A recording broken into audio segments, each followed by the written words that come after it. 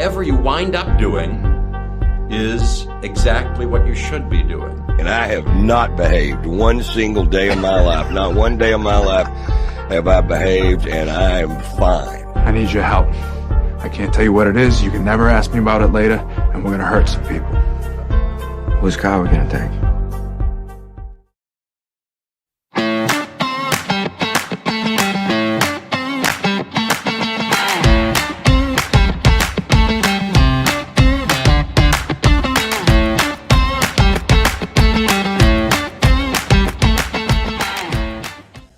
Good morning, and thank you for joining us on the Nikki Medoro Show with myself and Kim McAllister. And Kim, the local radio axe has come down again. Unfortunately, this time it has hit KNBR and our old boss, Lee Hammer.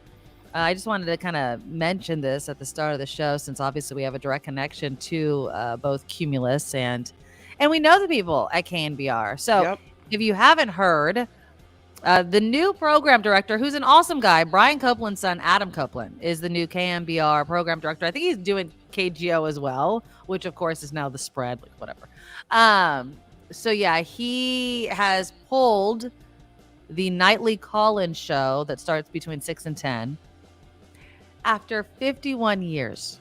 Okay, so we've always, KNBR, local sports talk, has always had a nightly call-in show. They've also confirmed that FP Santangelo has been let go of the station, as well as morning show host Paul McCaffrey. Murph and Mac is now just, I guess, Murph. That's the hard one, right? Like, I can't imagine doing a show together. I was reading, either in the Chronicle or SF Gate, they even negotiated, Murph and Mac negotiated their contracts together. So, yeah, my heart goes out. Kim Schaffer, hire Adam Copeland, and his first act is a corporate mandated cut of staff. That sucks for him. That was always in the works. I mean, that's Cumulus's. I don't give a crap. That is Cumulus's MO. It is. It's like, let's make a dramatic change and then cut all these freaking people, right? It happens all of the time. And it always happens at this time of year. Yeah, Merry Christmas. Happy holidays. Happy holidays. You're fired. It sucks so bad. My heart goes out to everyone who was laid off. And my heart goes out to Adam Copeland, right? I was mentioning to Kim, and Kim did the same thing. We texted Lee Hammer because Lee Hammer was also let go. What, 25? More than that. I mean, he's been there forever. And I messaged him. I'm like, I wish it was on your own terms for as long as you've been there, but I hope that you got a good severance. And he's like, what is a severance? Like, he's like, nah. For all the years that he's given that company. And I know it wasn't always with Cumulus, but yeah, it sucks, and I don't have hard feelings for Lee Hammer, as I don't think that people should have hard feelings against Adam Copeland. Adam did not come in and say, let's fire everyone. The nightly show. That's not how it works. People don't know until you're brought into the office. I remember and Kim, we've talked about this before, one of the slashings, the major slashing that we had at KGO, people thought that I knew. Like, and probably there's a bunch of people that still think that I knew ahead of time. And I don't know how many cuts people need to have before they realize people like me, hosts, the workers, they're not going to be given a heads up. You know what I mean? Like, there's no heads up for people. All of a sudden, you're brought into the room, and then you look around and you're like, shh, like, this is it. I never thought what happened to KGO would have happened. I was thinking another idea that they were going to throw against the wall or something. I never thought that they would have gone to the spread. Never thought they would do something. And now KNBR is gonna, is seeing it as well. And KNBR, their numbers were beating the game, so I don't even understand what happened there.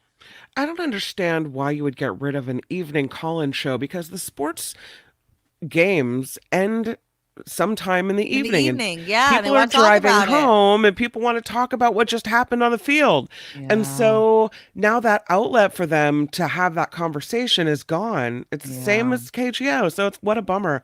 But yeah, I don't ever hold it against the program director, because they're being told what to do. Exactly. It's dictated from on high. They have no choice in the matter, and I'm sure they don't want to do it either. So. Exactly. It's never the people that you see day to day, right? I mean, I'm sure, some people, the higher ups, the market managers, they know what's going on. But it sucks not only because, we've lost these talented people, but also because it's an erosion of local talk. Now, there is local news. I love the fact that I'm able to fill in at KCBS in San Francisco on occasion. I'm stoked that I could do that. That's not talk radio, though. That's not, if there's a huge tragedy or something going on like San Bruno or something like that, they open up the phones, they get people to call into what they see, but it's not this. Mm-hmm. It's not what KGO was, and that's never been them.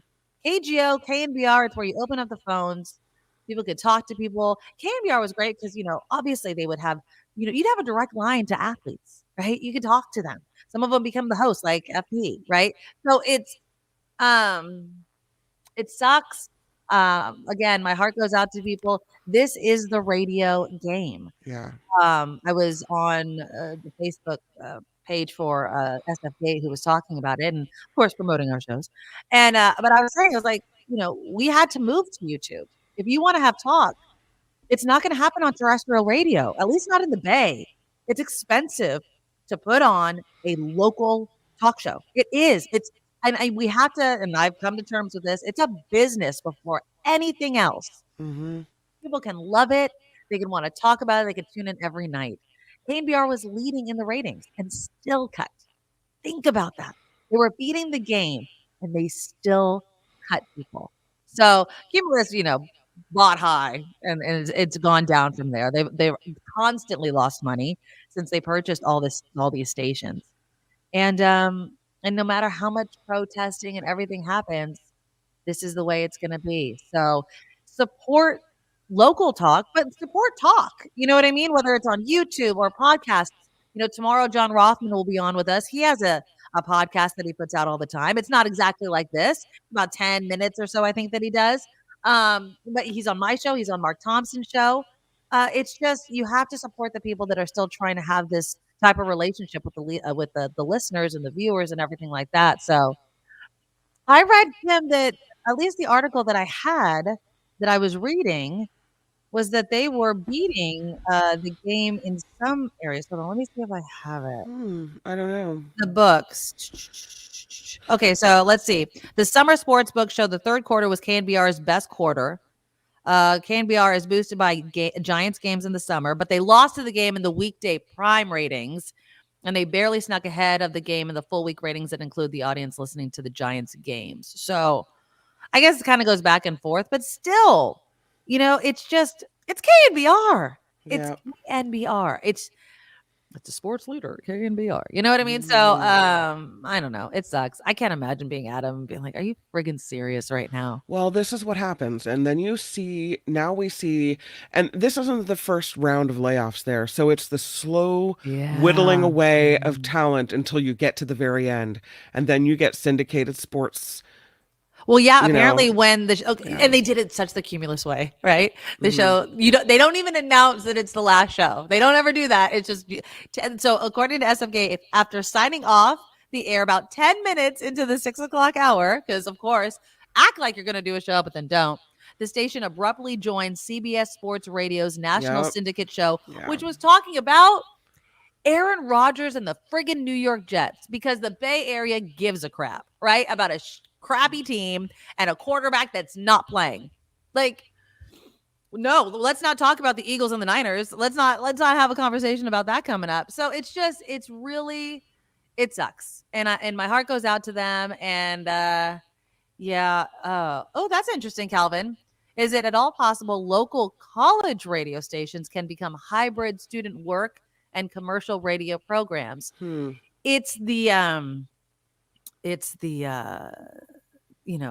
the power, right? 50,000 watt station is what KGO, always said, right? So you can have a local college, but it's how far does it reach, right? To bring in the advertising to get the dollars. It's a business. So yeah, it's, Kim says basically what happened to Jack Swanson. If anybody knows radio people, which I know a lot of you do, like you love the gossip of local media. Jack Swanson hired him back under false pretenses. He was immediately going to have to fire a bunch of people, so he said peace out within a month. I had only met Jack Swanson for a heartbeat, and I remember when he left, he didn't say bye to anybody. He was there for 2 days. He was like, I'm in, I'm out. It's like he literally snuck out the back door. I'm sure other people knew, but I was like, okay. But it's just, it sucks. So I just want to use this. Oh, thank you, Harry, for the $5 donation. Tautology Thursday. Is it true that Cheetos Flaming Hot are manufactured in Phoenix where they're mass produced? I have no idea. I don't know. We can Google that. That's a good thank question. you for the comment. Thank you for the $5. I love you. Actually, a lot of people. Lee Kopp came in early.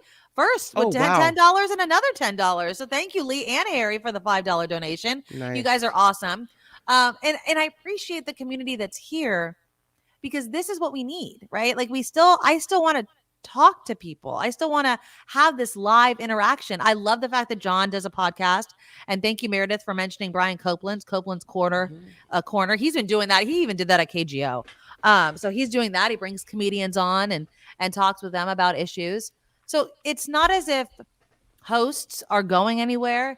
You just got to find us in a different place. It's not as easy as just flipping on your car radio and hearing it and picking up the phone and being able to call in. But I love what we've created here, and I really do appreciate it. So I could not do the show without mentioning what happened to our friends over at KNBR and Cumulus. And it sucks, and I don't think this will be the last of it. But I don't think that it'll also be the last. If they really want to, I don't think it'll be the last for these hosts. Larry Krueger, he does an online show. I think it's on YouTube. I know that whenever I'm on X or Twitter, his feed always comes up. So he's doing pretty good. So Larry Krueger is an awesome guy. Another KNBR. So yeah, you can find your favorite hosts. You just have to search for them, and it's not as easy. Yep. All right. Give a thumbs up, you guys, to support the show. We really appreciate it. It's how we, make our living on the YouTubes. Our super chat is also live. And again, a big thank you to Harry and Lee and all of you that donate each and every day to our live chat. If you do it during the live show and leave a comment, we will read it live on the show, but you can always donate even after it is recorded. But the number one way to support the show and make sure we don't go the way of KNBR hosts or other people is to become a monthly Patreon subscriber. It's a one-time-a-month donation to the show. You get to choose the amount, but if you can make it a bigger amount, that always helps us out and keeps us going. So just go to theNikkiMedoroShow.com, click the Patreon button, and you are an official Medorable. And we appreciate every single dollar that we get. Who would lay us out? We'd have to lay each other off. Exactly. I'm sorry, Nikki, your services are no longer needed. I'm sorry, Kim, you're out. After so many years. Oh God, I could still see what's his face freaking firing us. That sucked. But anyways, PayPal. We also take PayPal, and PayPal actually takes the least away from us. So go to paypal.com, hit send money, and then just put in the show's email, theNikkiMedoroShow@gmail.com. theNikkiMedoroShow@gmail.com. You can also leave a message there when you make your donation. And I don't think I've never responded to somebody that's done it that way. So again, PayPal is a great way to support the show. We have merch and some holiday stuff on our merch site, theNikkiMedoroShop.com. And of course, my favorite things, people keep asking me questions about some of the things that I have and my reviews for them. So the link to my link tree with all of my favorite things is in the show notes, but there it is as well. So I appreciate all of you coming on the show each and every day. All right. So what else are we going to talk about? Well, the Newsom DeSantis debate is tonight.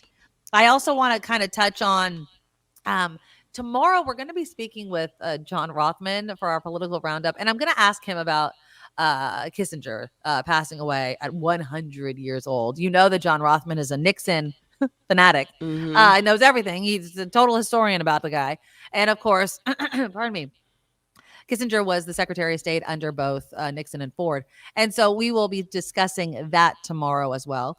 We're keeping our eye on George Santos, who apparently he doesn't want to be expelled, but thinks somebody else should. Maui's mayor has an idea on how to address the housing crisis after the wildfire. I'll tell you what it is, and I'm not quite sure if it's just kicking the can down the road. It sounds like that to me, but I'll let you guys weigh in on that. And then I was having this interesting conversation with my son in the car yesterday. And it was I was spurred on by a post I had seen online on social media. Should all tests in school be open book? And the reason why it was being asked was, kids are required to memorize and memorize and memorize, but are they retaining it because they're so focused on the tests, but not really learning it and listening to it and taking good notes? Because it's been documented, taking pen or pencil to paper is a form of studying. If you write it out, not even type it out, but write it out, write out these notes, it's a form of studying. And in the real world, if we don't know anything, right? If we forget something, if we want to know something about Kissinger or DeSantis or whatever, right? DeSantis, we Google it or we look it up online. Is it more important to teach students how to find the information than it is to memorize the information? So we'll talk about that because some Bay Area parents are upset. The grading in schools is changing as well. And so is how we educate our kids flawed fundamentally because we're so focused on testing and testing and testing, but not so much on retaining. So we'll talk about that and so much more. We will get to the MAGA question as well. Who wants to wed a MAGA? And are women responsible for the fact that no, thank you. MAGA people don't want to be married? And how much do you, this is the bigger question, not just that, how much do you consider the political affiliation of your partner and whether or not you're going to make it or not? So that's all coming up. But first, let's take a look at some more headlines with Kim. Now, from around the world to up your street, the Nikki Medoro Show presents News Czar Kim McAllister. Some better news this morning. Israel and Hamas are releasing more hostages and detainees after extending their temporary ceasefire another day. 2 more Israeli hostages have been released by Hamas. The Israeli Defense Forces said more hostages are expected to be released later today.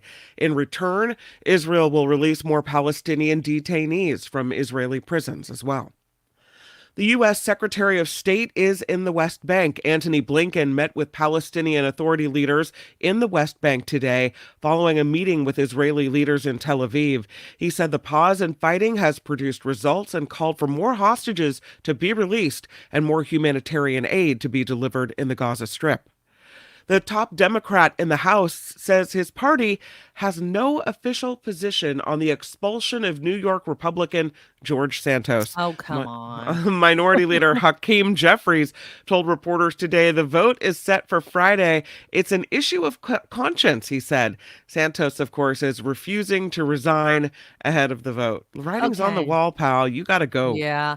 I want to play you a little video. I'm just going to pause you right there, Kim. We'll go back to your headlines. But I wanted to play this video because you're talking about George Santos. Now, George Santos, he starts off this press conference by saying there should be consistency in people being expelled. I'm going to play this for you. You tell me if it's the same friggin' thing. So here again is George Santos this morning as he's facing his own expulsion from Congress. Consistency. We have a member of Congress that earlier this year took a plea deal to obstructing a congressional hearing. That's not the plea deal he took, right? I'm kidding. He took a plea deal for pulling a fire alarm which obstructed and delayed an official hearing and proceeding on the House floor. Now, had that been any other person, had it been one of the members of the media, had it been a Republican member of Congress, we all know that that person would have been charged with obstructing a congressional hearing. Just like the somewhat 140 people sitting in prison right now because of January 6th. But Jamal Bowman gets a pass. That's why today at noon, I'm going to be introducing a privilege motion for expulsion of convicted and defeated Congressman Jamal Bowman. And I stand there. I think that that's consistency. Look at his Let's aide hold next our to own him. accountable, but let's make sure that we do it with the president of the House. Now, if the House wants to start different precedent and expel me, that is going to be the undoing of a lot of members of this body, because this will haunt them in the future, where mere allegations are sufficient to have members removed from office when duly elected by their people in their respective states and districts. I mean, it's not an allegation, dude. Like you went on many news programs and admitted it, right? So yeah, he I don't again, the Bowman thing has been taken care of in all of that. He can, I guess, put him up for expulsion, but it's just a distraction. He's going. Bye-bye. Bye-bye, Santos. Exactly. Lock him up. What massive cojones. I know. He's such an To asshat. stand up. The difference between, I mean, you're going to liken pulling a firearm to being a compulsive liar and lying to your constituency and stealing from them? Exactly. Come on, dude. And again, Bowman admitted what he did was wrong. That's also the difference I want to just admit or say. Bowman admitted it. I mean, he was also caught. He's on video doing it, right? But it's Santos's constant deflection that's annoying, right? It speaks to his character, which he has none. And so, yeah, just go away. But when his aide next to him was like, "Oh my God, what does he say?" When your only defense is whataboutism, yeah. Well, what about this guy? And what about this guy? About that. That's not a good defense. Exactly. All right. Sayonara, sucker. You gotta go. Sucker. Yes, exactly. Florida Republican Governor Ron DeSantis and California Democratic Governor Gavin Newsom are just hours away from debate. The 90-minute show on Fox News will be a chance for each governor to present their different ideologies to a national audience. DeSantis is lagging in the polls recently, the GOP presidential hopeful, and Newsom is seen by insiders as an alternative to Joe Biden should the president choose to drop out of the race. That's not going to happen. No. The two political heavyweights will take the debate stage in Alpharetta, Georgia. I don't know if that's going to be a crowd that is it's partial to Newsom, but we'll see. Yeah, I'm interested in watching. I got to find out when it's on. I'm sure I'm going to at least watch some of it. If not, I'll watch the replay. But again, Newsom's not looking to be, I really truly believe he's not looking to be president in 2024. He's not. It definitely has White House aspirations. But I think he's also trying to, he knows he's going to get the eyeballs of some moderate Republicans, right? Where it's like, this guy's way too extreme. We need to move to the middle and get people out and understand that if you vote for people like DeSantis, they're just going to keep marching down this authoritarian removing of the rights kind of road. And we don't need that. We just don't. We need sane people in Washington. It'll be interesting to see if DeSantis brings facts or if he, relies on the age-old emotional arguments that he's going to make. And with no audience, Harry, thank you for bringing that up. Yeah. And no audience, I think, is so important because it's those one-line zingers with the clapping that always sets these things off the rails, right? So there's not going to be any of that. I love it. I love it. I love it. I love that there's none of that BS. Just answer the question. And I hope that Hannity does a good job. I wish it wasn't Hannity, but they can't complain now, all these MAGA people. Oh, the moderator loved Newsom. We have Sean frickin' Hannity doing this. So no excuses. I think Newsom was really smart about that because that's what he wanted as well. So we'll see how it goes. I've never wanted to watch a debate because I think they're BS. I think this actually might be a true debate. DeSantis should be very, very nervous right now. Watch his tongue. See if he can keep it in his mouth. Snakes have a hard time doing that, so we'll see. More health concerns in the Bay Area over the second flaring activity this week at a refinery. 2 massive flames could be seen at the Martinez refinery last night. The company apologized but said flares are an essential part of their safety system designed to manage excess combustible gases by burning them off. This came hours after 2 residents filed a class action lawsuit over past chemical releases claiming they created a public nuisance. I think I mentioned yesterday with Concord. Martinez is obviously where this is at. I can't imagine it in my backyard like that. I mean, I understand what they said. Like we can't let the place explode, right? Like there has to be something like that. But there should, I don't know, is there some sort of technology that can capture it or filter it or something? But I guess when you're dealing with so much buildup, you just got to let it go. I would want like a gigantic fan on the top of my house or something so it's not like blowing into my house. I don't know. What's that on your roof, Nikki? That's my refinery fan. That's my refinery fan. Stay the hell out. Like, right, like you could turn on the circulating air inside your car. You could do the same thing with your house. Like, don't let any of the outside air in. We're going to keep it inside. San Francisco is delaying action on a controversial bike lane. An evaluation report was due by the end of the year, but it's been postponed. The lane runs down the middle of Valencia Street. It wiped out about 70 parking spaces. Business owners claim that's why they're struggling to get customers and fear that they might have to close if the bike lane isn't revised. Officials say permanent curb changes will be made early next year.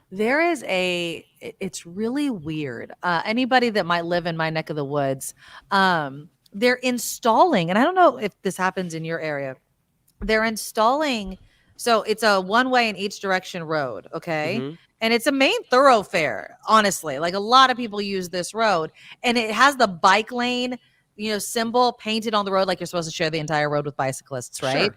But of course, bicyclists choose to be on the side, and that's where cars park. They're putting, in my opinion, randomly, these cement, like, I don't know, outlets, right? Where it's just like the cement half circle. Now there's a little strip in between that and the curb. So I guess if you're really smooth with a bike, you can kind of slide in between, unless you are carrying anything on the back of your bike or wide at all. So I feel like these things, bikes will be riding on the side, and then all of a sudden they come up to the cement thing, and then they have to go into traffic. I don't understand whose idea this was, but it freaks me out. And I think it's making it completely less safe for bicyclists and drivers. I mean, there's tons of schools on this road. It's crazy. So I don't know where they come up with some of these ideas. I would be concerned and want to slow down too. Well, speaking of San Jose, work is underway to clean it up. Mayor Matt Mahan admits the city is not as safe as it should be, saying they took their eyes off the ball. He feels first impressions matter, and so he is launching a massive beautification project. He says it will target 11 gateways into San Jose, with most at intersections or entrances off freeways. The first one is on West Santa Clara Street off Highway 87, where crews are just finishing up that project. Oh, you're muted, my friend. Also, you have to do the off-ramp, like 880 Bascom, right by the airport. It sucks that you leave the airport and then you drive like a mile. I think it's Oakland Road, and it's just like this huge, and it's such a problem spot because the train goes over there, and I don't know, these graffiti taggers, they must do acrobatics with strings like Spider-Man or something, because I don't know how the hell they get up there, but it never fails. They paint it, and then it's like it's a fresh sheet of paper for these people. And so, but you leave the airport and it's like the first friggin' thing you see. And it's embarrassing, under Ron Gonzalez. Now, Ron Gonzalez had, kind of a mixed opinion, but under Ron Gonzalez, safest big city in America, and we paid our cops like top notch. Everyone wanted to live in San Jose, and he had a graffiti team that was slowly eroded and then eradicated in San Jose. And once it was, and I'll add this, when you go after not the artists, some of people that doing these murals and beautiful things around the city, but you go after some of these graffiti taggers that just put their like gang thing whatever in their neighborhoods. That helps solve crimes too. So the graffiti task force also works with the crime division, but we got rid of it. And so we see this uptick in graffiti all over San Jose. And then also we're not the safest big city anymore. Now, we're pretty safe given our size, but we used to be, hands down, the safest big city in America. TV star Shannon Doherty says her stage 4 breast cancer has spread to her bones. Doherty gave the update to People magazine this week, and she says she's not done living yet. 52-year-old actress, best known for her roles in Charmed, 90210, and Heathers, says she wants to make it known that people with terminal cancer are capable of living quality lives. So Doherty will discuss her illness in a new podcast called Let's Be Clear with Shannon Doherty, and that premieres on December 7th. Yeah, I read one line where she says, I'm not afraid of dying. I'm just not ready to die. Like, I have a lot more I want to do with this life. It's sad. She was suing SAG-AFTRA for a while. I don't know what happened to that lawsuit because they canceled her insurance for a while. Something happened with that. And so she wasn't able to see the doctor, and she thinks the delay led to her cancer, like whatever diagnosis. And so, yeah, Brenda, I was team Brenda, by the way. I was team Brenda and Dylan. I was not Jenny Garth's character. Not at all. So I was always team Brenda. I liked Shannon Doherty. She's also, a person with, mixed reviews, according to some people, but it's sad what's happened to her. And she's so freaking young. So hopefully, I don't know. It when it spreads to your bones, though, I just can't imagine. I hate to see that happen. Mhm. Yeah. Houston is apparently one of the most sinful cities in America. Ooh, really? That's Yep. interesting. Personal finance website Wallet Hub compared over 180 cities across 40 key indicators of vices and illicit behavior. Ooh. Factors include violent crime per capita, shares of adults with gambling disorders, drug overdose deaths, and so much more. Well, Houston ranked second out of 180 cities. Dallas also placed in the top 10 at number 7. The only city more sinful than Houston, can you guess? No. Las Vegas. Oh, well, that makes sense. I mean, yeah, it is Sin City. I mean, they literally have it in their nickname. And I'm sure you talked about this, but I'm just going to mention it on our show. You know that your town, the Santa Rosa Petaluma region, was named the drunkest city in California. I did report on this, yes. As with the most binge drinking. Yeah. Absolutely. Well, we have the best wine, so it makes sense. I'm just saying. Do you think that, monikers like that or kind of, when you're slapped with something like that, it helps or hurts the region? I'd like to say this one doesn't hurt us. I mean, it's never good to be the, number Drunkest one city negative something, right? Yeah. But I don't think, I mean, these studies by, Wallet Hub and right. Well, it's rocket launch or whatever. 7 Wall Street or something. Yeah. They do these studies because they want headlines, and we give them the headlines because the studies are right. fun or interesting or kitschy or whatever it is. You guys are binge drinking. That's not very good, Kim McAllister. Yeah. Binge drinking. That's what they're saying. It's not just that you have the best wine. When I read pounding it. When I read the story, I kind of poked fun at it, and I can see people on Facebook from my town posting it and saying, "Oh, look at us go! Come over for wine." I mean, people are making fun of it. It's exactly. I don't take it seriously. These studies are not scientific and whatever else. But hey, listen, if we've got a binge drinking problem, then let's get it under control. You gotta handle that on your own. Exactly. I was gonna bring this up. Chico State was the number 1 party school. Yeah, I mean, it had a huge reputation for doing that. I do not think that it's considered the number 1 party school anymore.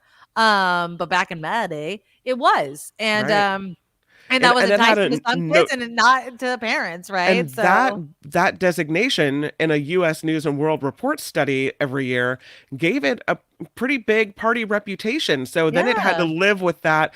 Oh, I go to Chico State. Oh, it must be fun for you up there, right? Exactly. Yeah. Exactly. And it's hard to shake something like that, even if you're not. Now, when I went to Chico, and again, I only went for 1 year and left because I was partying too much.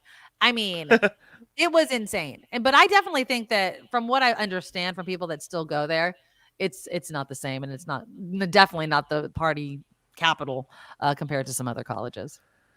Yeah, but I bet even after all these years, even if it doesn't come in number 1 anymore, I bet they still, kids that go there still have to contend with.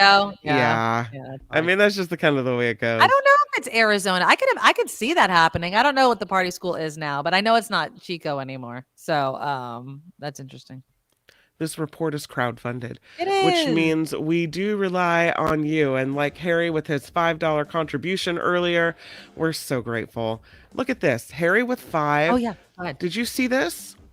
Lulu, $10 super sticker. Thank you, Lulu. And did you see this? Yes. Lady donation. Cumulus Media hates talk radio. It's the only explanation for anything they do. Yeah. It's because it's expensive. You can take syndication and just spread it all over the stations you have, and you only have to pay once. And it's not even the most. Like, so for instance, if I have a syndicated show, you pay me a certain amount and then a fraction of that for every other station that I'm on.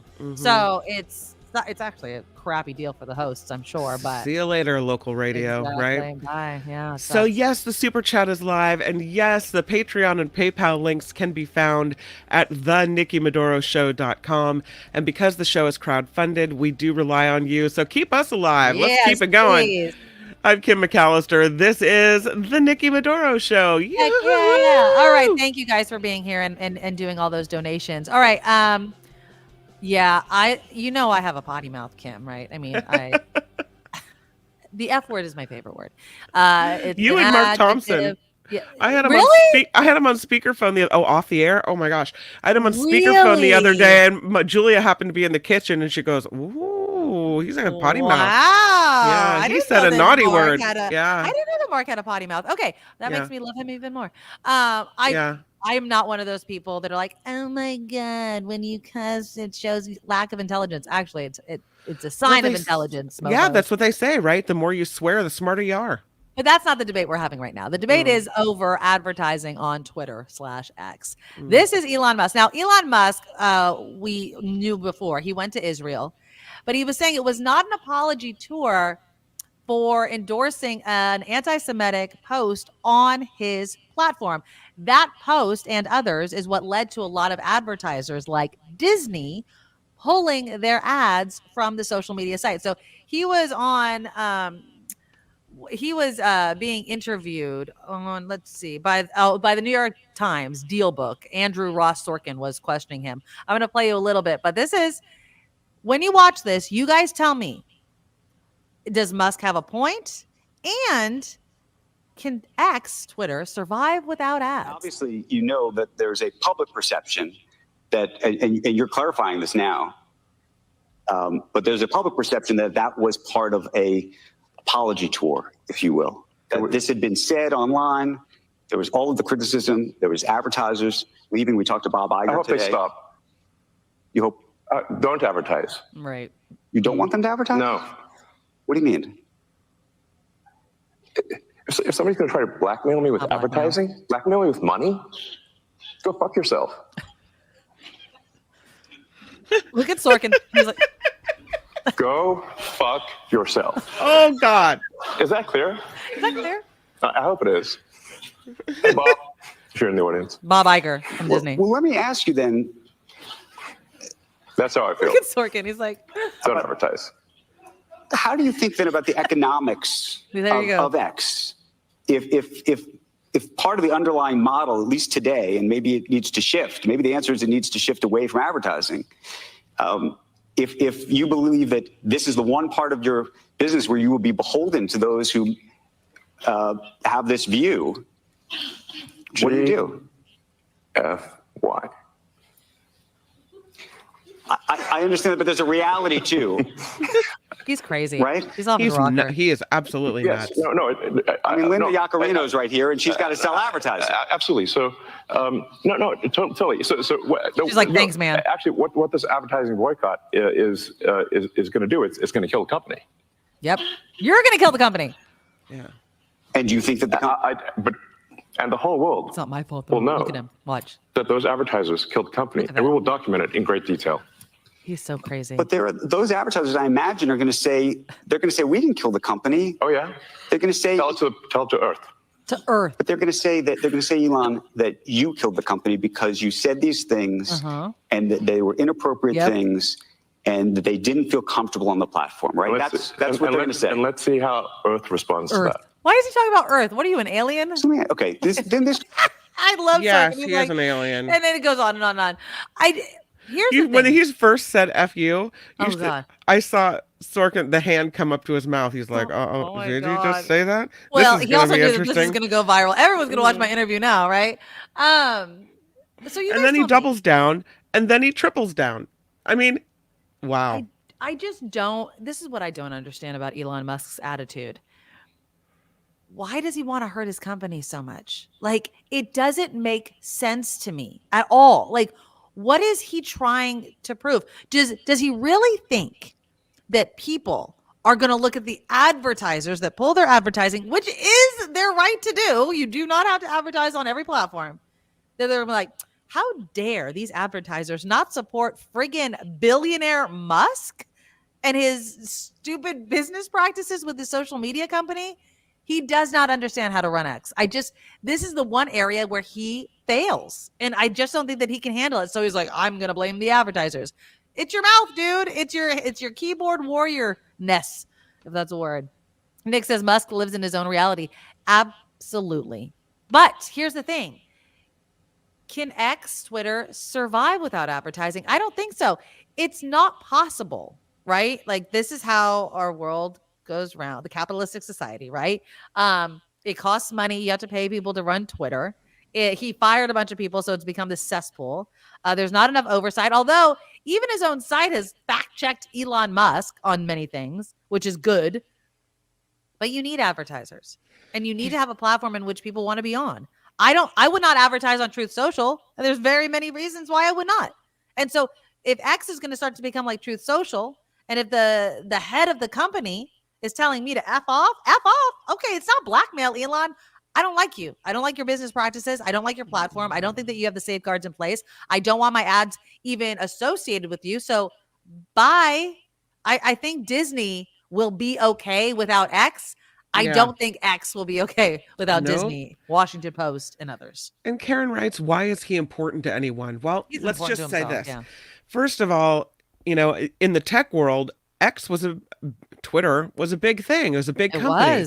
San Francisco-based company, right? I mean, so there's the loss of Twitter, what is now a shell of its former self. So there's that. Then there's Tesla, which, like it or not, it really kickstarted a revolution with electric vehicles in this country. Yeah. Made them sexy, made people want them more. Exactly. And then there's his company, SpaceX, right? Mm-hmm. And now it seems like the government's doing business with Elon Musk, and so are people from leaders of foreign nations. And now he's meeting with leaders of foreign nations. And, so he's become an important part of, I want to say, not only business, but politics and pop culture and everything else. I wish that he wasn't as important to anyone, Karen, but it seems like he's got his fingers right in everybody's pie. Well, he's rich. I mean, if you want to really just put it a very blunt point on it, he's rich. And so when you have money, and not only that, now obviously he has a huge name for all the things that Kim's mentioned.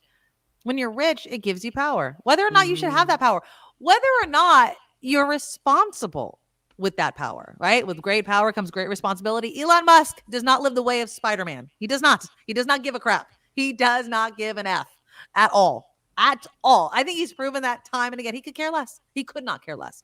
Elon spoke, corporate media heard him. X will eventually go bankrupt. Yeah, Harry, I think, which sucks because, I mean, I use X, and again, it's so not the same. If anybody ever regularly used X and does not pay for the check mark and all that crap, like for instance, if I want to have somebody on the show and the only way I could reach them is through Twitter, I can't direct message them because I won't pay for it.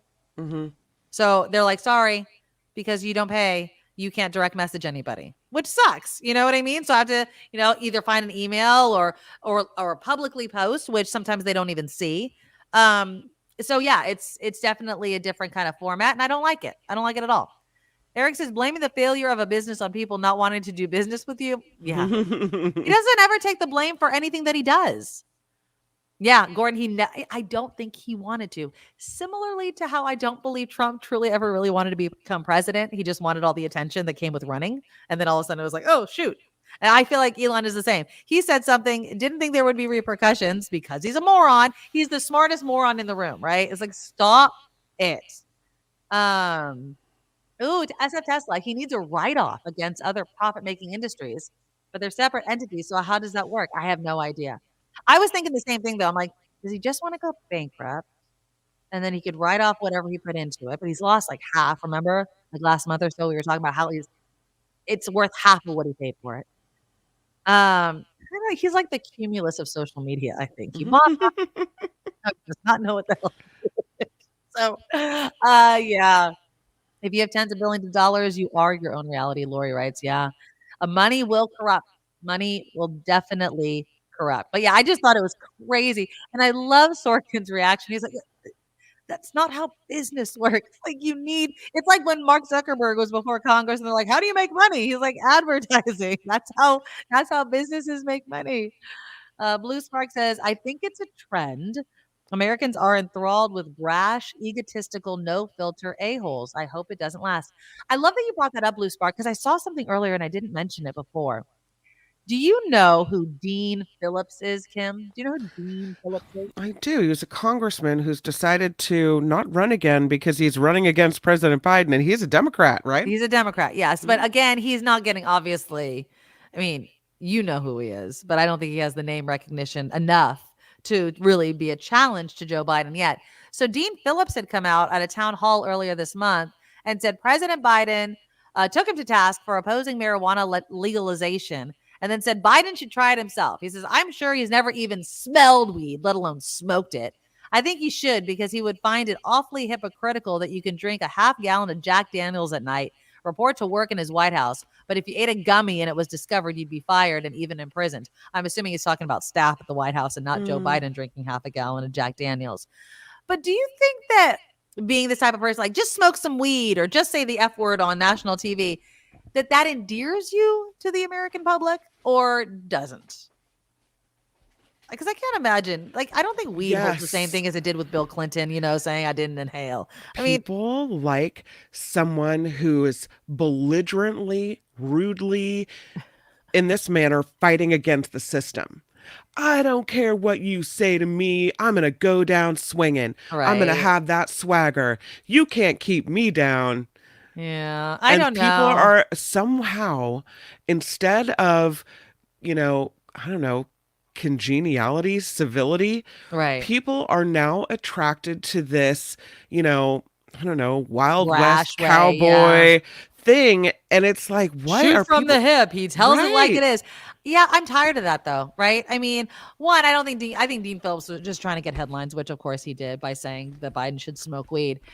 But if I had somebody, if all politicians were like Trump or Elon Musk, where there's no filter, where there's no class, there's no decorum, I don't know, maybe I'm wrong here. I expect my quote unquote leaders, right? The ones that have a lot of power, to be respectful. Right? Like, let the people that you are trying to legislate, right? Or represent, I should say, let them yell and scream and voice their opinions, because that's their right?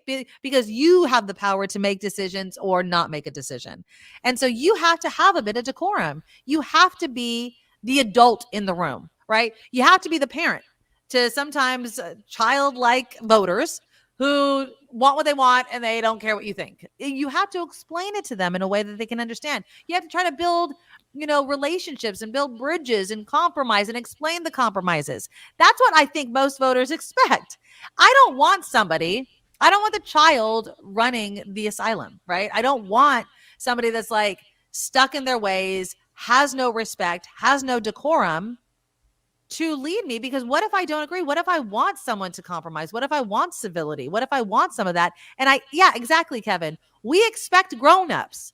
We expect the average voter to kick and scream and yell and protest, because that's their right and that's what they're supposed to do. They're supposed to try to express themselves in whatever means possible. We expect our representatives to be calm, cool, collected, explain why we don't get what we want, explain to others why we should get what we want, and be the adult in the room. I don't want Elon Musk. I don't want Donald Trump. I want a friggin' adult. And and the more that voters show their support for a lack of decorum, you're just going to get that tenfold back. You're going to get more DeSantis's. You're going to get more Boeberts and more MTGs. That's what you're going to get. Decorum is a feminine trait. I don't think so. No, I think there are so many respectful men in Washington that speak. Look at Pete Buttigieg. I'm sorry. He is the best at this. The best. Whenever there was just an interview, and I didn't know we were going to have this conversation, but Pete Buttigieg was asked about someone saying, and I forget who it was, the fact that he's in a gay marriage with 2 children, that it's an abomination type of thing. And he said, he's like, if that person can just watch me when I come home from Washington and I walk in my front door and the twins greet me, and Chasten is making dinner or making the mac and cheese, and we're just being a family. He's like, there's no darkness there, right? It's family, it's love. He does not have to insult the critic to make his point. And that's what I love. I want more Pete Buttigieg's. I don't want more Santos's. I don't want more Trump's. I just want somebody that can explain themselves in a respectful way and still make their point. That's what I want. Yes, Jess. Just behave like we tell our kids to. Exactly. Right? Yes. I mean, are you proud of yourself right now? Are you proud? It's just, is this how you want people to behave? And some people, I think they're so dug in, right? They never want to be told that they're wrong. They're like, yeah, I want my kids to behave this way.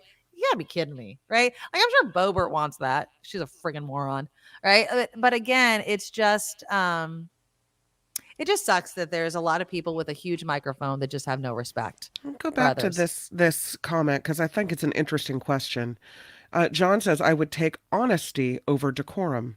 I mean, in the perfect world, when you're looking for a president, you want the total package, right? No, I don't want someone to lie to me. I want someone who's honest and polite and kind, right? And who knows the difference between... you can look at Katie Porter. Katie Porter gives you the facts, right? She's totally honest. She gives you the facts. She does it in a respectful way. I mean, she reclaims her time all the time, but she does it respectfully. I don't mind that. I mean, I don't want you to lie to me politely.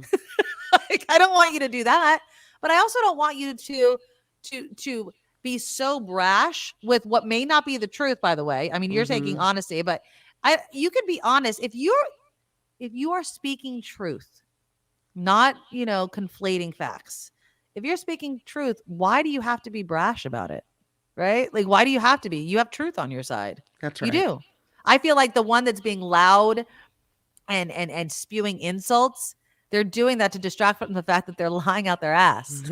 It's like, oh, I'm just going to yell, scream, drop F-bombs and all this because that's going to distract you when everything I'm saying is BS. So here's the question. Why does it have to be a choice? Why do I have to pick one? Honesty or decorum? Exactly. What if I want the whole package? Yeah, absolutely. I mean, maybe I'm just a little selfish over here, I guess. If I'm wanting a president, and I know Elon Musk has nothing to do with the presidency, God forbid. But I want someone who can tell me the truth and tell me like it is and do it in a nice way. Yeah, exactly. This is going to be hard to hear, but let me tell you the truth about how I feel about a situation, right? Right. Yes, exactly. Like this is the problem. This is the solution. I understand that this is going to happen and you don't like it, but this is why we have to do what we have to do. You can explain to people in that way, Does not involve insulting people along the way. Exactly.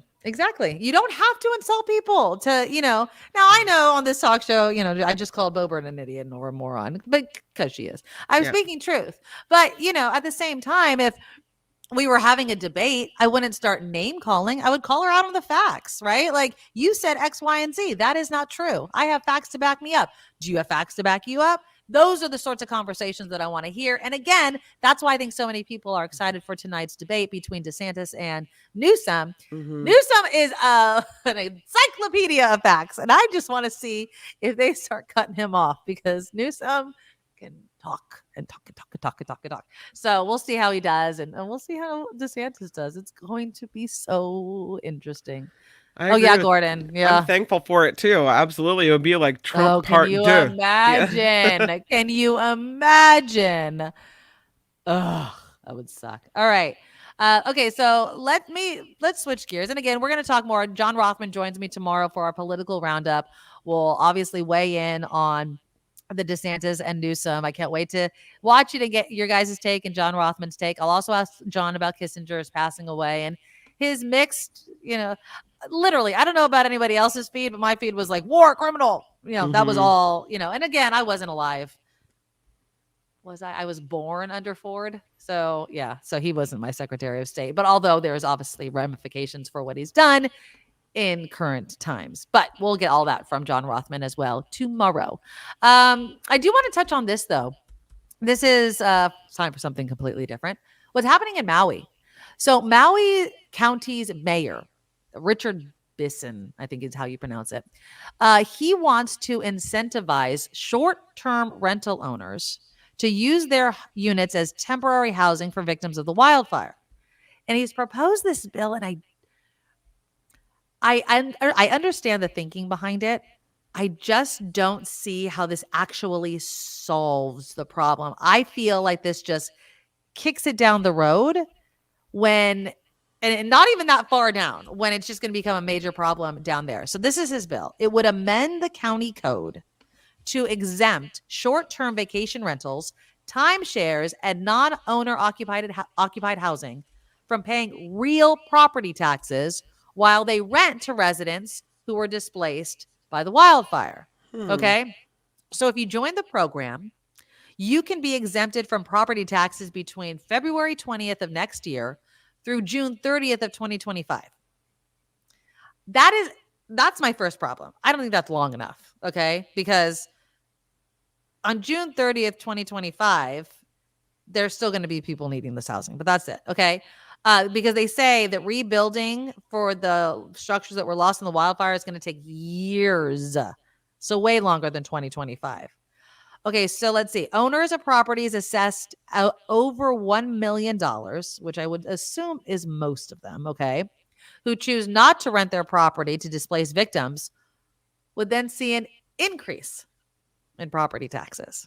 So either you abide by this and pay less in property taxes and rent to these wildfire victims, or you don't and your property taxes are going to go up.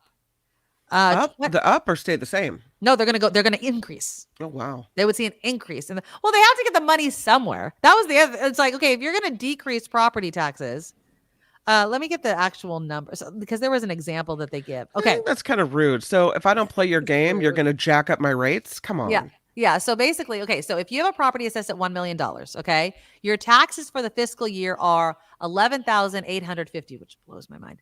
$11,850. If you lease your entire property and the lease begins January 1st and ends December 31st of 2024, you'll receive a pretty much $6,000 reduction in this year's taxes and the full $11,850 in next year's taxes if you apply by January of 2024. So that's an estimated savings of $17,775. So that could that's make significant. It could make the difference for, if you're going to make more money renting out your condo or your home or whatever it is on Airbnb. Right. It could kind of, cover the cost of the money that you might have lost out on by renting it to a local for a long-term rental. Yeah. Right.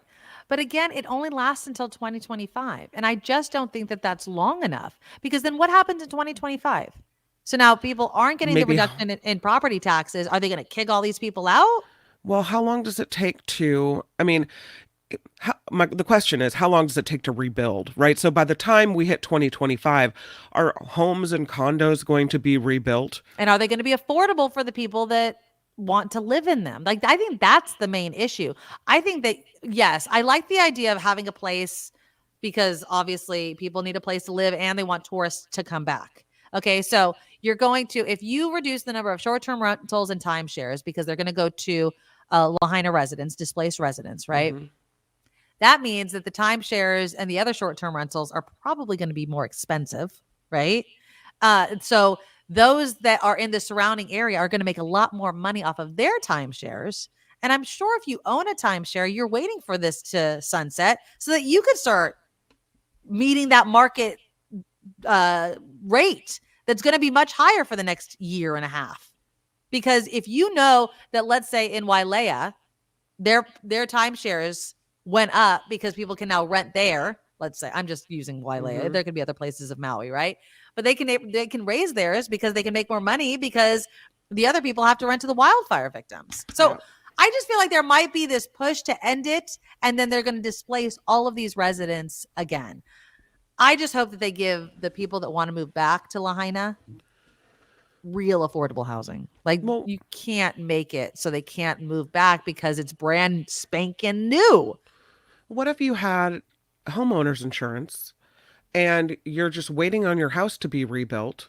Mm. And this gives you the buffer that you need to be able to stay somewhere, right? And afford to live there, and wait it out while your house is rebuilt. In this particular case, maybe it works for you, but I don't think it's going to help everybody. No, I don't think it's going to help anybody either, or not everybody. Mm-hmm. Karen says a lot of people will probably move to the mainland. The situation is impossible for many. They lost their homes, their jobs, members of their family. Yeah. And then there's the health aspect of it. I'm not buying that it's safe. I'm really not. I mean, they got to remove I mean, think about everything that burned, right? And is in that soil. And people, are in the dirt, like on the beach, all of those sorts of things. I would definitely want to make sure before I move my family back that it's truly, truly safe. Yeah. So we'll see. We'll see what happens. I just hope, obviously I hope the building happens very quickly. But this is just one idea that Maui's mayor is proposing. Okay, let's see. Do you have your headlines ready, or we could do one more topic? Okay. So let's do some headlines, because when we come back, I do want to talk about education. And it was interesting, Kim, when I was talking to my son, this is what I love about my son. When I ask him a question, he really thinks about it. He literally makes that, like he makes that face. He thinks about it. And I was surprised by his answer when I asked him, and I would have recorded it, but we were driving at the time. How do you feel about all quizzes, or maybe not even quizzes, but tests being open book or even just open note? Okay. So you don't have to have like the textbooks, because a lot of kids don't have textbooks. But open note, open book, where you have to be able to find the answer, right? You have to either have jotted it down or know where it is in a reasonable amount of time, because the test isn't going to last forever, right? How do you feel about that, given the fact that most adults outside of school or even in college, they search for the answer if they don't know it, right? If the world runs by people researching and looking things up, why is that not allowed in school? Is it more you have to memorize it, even if you don't retain it down the road? Or are tests what's needed to truly understand if somebody understands the subject? Let me know in the comments, because there's also this whole change in grading that has some parents in the Bay Area in an uproar. But before we do that and get to Kim's headlines, make sure you guys have clicked that thumbs up button. YouTube likes it because then it shares the show with everybody else. Also, make sure that you've subscribed. I know, I'm sure the community that is here has subscribed, because you guys are here before the show even begins. But make sure you've subscribed, and please, over the holidays when you're with your family, ask them to subscribe as well. Grab their phone. Just make sure they're subscribed, not just to this show, but to Mark Thompson and to the After Party, to all of our shows. Because as we know, and we just saw with KNBR, local talk is going away, but it thrives here on here's YouTube. All right, let's do some headlines, and we'll talk about open book, open note, grading. That's all next. Now, from around the world to up your street, the Nikki Medoro Show presents News Czar Kim McAllister. Let's talk about President Biden a little bit. House Republicans may hold an official vote authorizing their impeachment inquiry into President Biden. Majority Whip Tom Emmer telling his colleagues behind closed doors that a vote could be held in the coming weeks.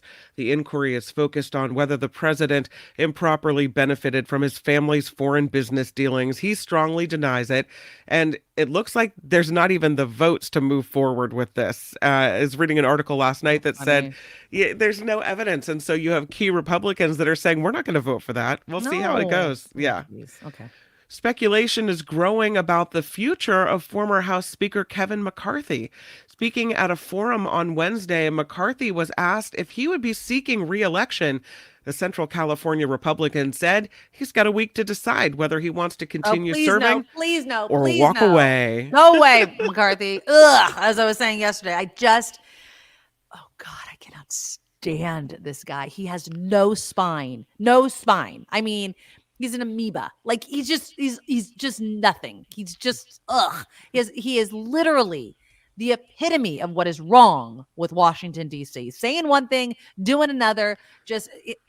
Okay, go away. Did you just call him a spineless amoeba? I believe you did. Wow. He's nothing. He's nothing. He literally stands for nothing. And I have no respect for Kevin McCarthy. Can you tell by my passion that I do not like this gentleman at all? At all. Okay, so as we mentioned earlier, Florida Republican Governor Ron DeSantis and California Democratic Governor Gavin Newsom go head-to-head in a televised showdown today. This is a 90-minute special. It'll be a chance for each governor to present their radically different ideologies to a national audience. Fox News host Sean Hannity will moderate as Newsom and DeSantis spar about key issues on the table. the economy, inflation, abortion, gun control, immigration, and homelessness. And if you don't think Governor Newsom is going to zero in on DeSantis for what he's doing to education in Florida, book banning and, don't say gay and all the other stuff, you got something else coming. Again, I don't usually like to tune into these things because I think that it's not a true debate. I think this might be. And so, do we know what time it's on our time? I want to say like 5. I want to say like it's like 5 o'clock. Usually pretty early, right? Yeah, they do it before. But they're not going to make it prime time. They're not going to interrupt the Golden Bachelor. I'm telling you, they're not interrupting the Golden Bachelor. If they did, I don't know. But yeah, I just feel like it's going to be. I don't know. I'm just interested to see how Hannity moderates this debate. I'm interested to see how. Not so much Newsom, because I think we know Newsom, right? Like I'm not going to be surprised, I don't think, by Newsom. I want to see how DeSantis is. I really do. I want to see if he is totally prepared, because he can get discombobulated. And he's not one. He's like me, where he doesn't hide how he's feeling. Like, I feel like DeSantis, if he's confused, he looks confused. If he's whatever, it's going to be interesting to see. And is he going to smile like a human being? We'll see. I just don't know. It'll be interesting to see if he manages not to get flustered by the facts. Right. Like, is he going to just speak nonsense? Mm-hmm. And how do you respond when Newsom, brings facts and figures? Because DeSantis doesn't have a good command of all these things. You talk about the Golden Bachelor and how more people want to watch that than this. I can't imagine watching. Well, the Golden Bachelor sucks. I was just using it as watching some old guy, trying to find love, which is really nice and that's great. Versus here's what we have, in America. Right. 6 o'clock, by the way, 6 o'clock tonight on Fox. Okay, KTVU, I'm assuming. Maybe I'm putting too much on this, but it's kind of like a battle of ideologies as much as it is a battle between two governors. Yeah. It's on Fox, but do you think? I guess maybe it's not on KTVU. It might just be on Fox News. Mm-hmm. But I have to assume that you could stream it somewhere if you don't pay for Fox. I don't know. But anyways, yeah, I think you're right, Kim. I mean, they're so ideologically opposite that they have to make their case of why they truly believe the way they believe, right? Like, how can you justify certain things? How can you look? Let's take guns. How can you look? And that guns is actually one that I'm really interested to see how they play out. How can you look at something like guns and still maintain there should be less regulation of guns when we're seeing such a rise in this? And we're seeing it in the United States. And then when you say it's mental health, but you don't fund the mental health programs, like, these are the things, like, make it make sense, DeSantis, because you want to lead this entire nation. And I don't know. It's going to be fun to watch. That's all. It's, you know what it is? It's logic and reason versus religion. Right. Exactly. Is DeSantis religious? Have we ever seen the guy walk into a church? I love how Republicans love to say, and I'm not saying I just never seen him do it. Maybe he does, but Biden's always in church, right? But this guy isn't considered for the evangelicals or anybody else. But DeSantis, sure. Trump, sure. Give me a freaking break over here. Well, the Bible says it should be this way. And then Newsom will come at you with facts. And then DeSantis will say, well, there's a lot of God-fearing Americans that don't think what you're saying is right. Oh, okay. I gave him a country accent, but that's all right. I love it. So Google's former CEO, this is a lovely story, says artificial intelligence could endanger humanity within the next decade.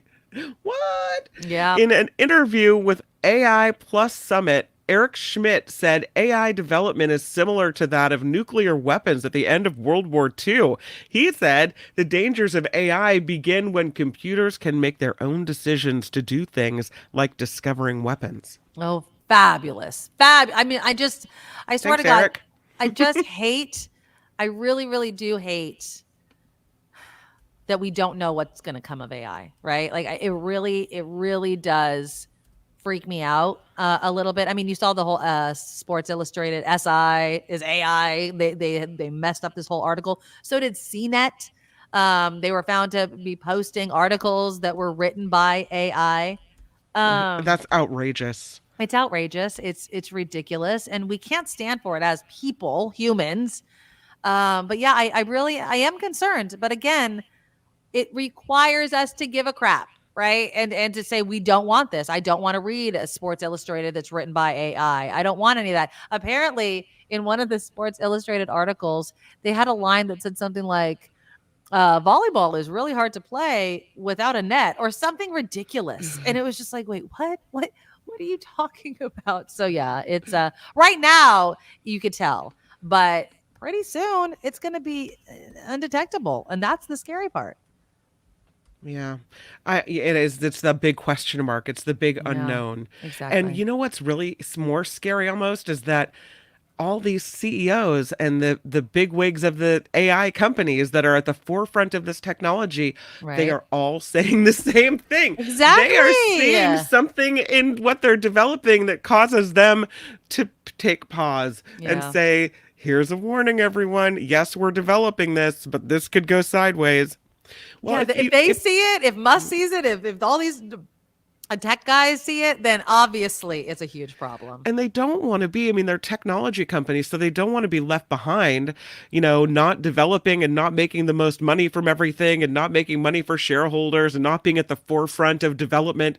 But on the other hand, if they're all saying this, then why are they still developing it? Yes. If you think what you're doing is going to ruin technology, liking it to nuclear bombs, then what are you doing, Goog? Exactly. I mean, we just need to stop it. Absolutely. 2023, well, rather, let's say more U.S. retailers are adopting a returnless return policy this holiday season. Oh, that's interesting. Buy it, you better check before you buy it, because a lot of them say, nope, we're not taking it back. The returns firm GoTRG says U.S. shoppers are expected to return $173 billion worth of holiday purchases this year. And that return drains profits because they have to be transported, sorted, and resold, often at a discount. The firm says this year, 59% of retailers are offering so-called returnless policies for unwanted products whose return costs exceed their value. Keep it. We don't want it back. Yeah, I mean, it's just, I feel like people just buy stuff all the time and they don't even do any sort of research. Right. I know, and I don't know about all of them. I would assume that if you're constantly returning something to a store, that'll raise their, concern. I know Amazon, you can return, but if you keep doing it, I think they block you after a while or something. I don't know what website I was on that I was looking at. I was returning something. I think it was, you know what? I bought a bunch of homecoming dresses online. Oh, that's right. I remember that. Yeah. Send the ones I didn't want back. And the company said, this is your first return. You're allowed 3 returns in, X amount of time.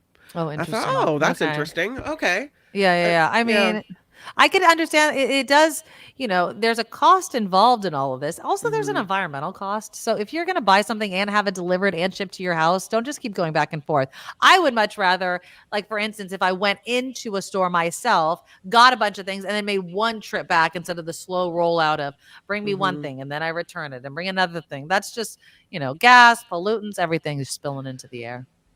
2023 is set to be a record year for the United States extracting oil and gas. The latest federal government forecast shows a record 12.9 million barrels of crude oil, more than double what was produced a decade ago, being extracted in 2023. The Biden administration has handed out oil and gas drilling leases on public lands at a rate comparable to Donald Trump, as a matter of fact. Wow. Yeah.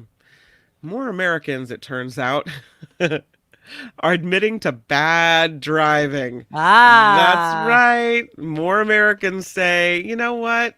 Maybe we got a little anger issue behind the wheel like this guy. I don't know. Well, you heard about that story in San Jose where they jumped on some guy's car, some road rage incident, glass got in these poor doggies' eyes and they got injured. Yeah, road rage is insane out there. In a AAA survey, 6 out of 10 U.S. drivers admit to unsafe behaviors behind the wheel.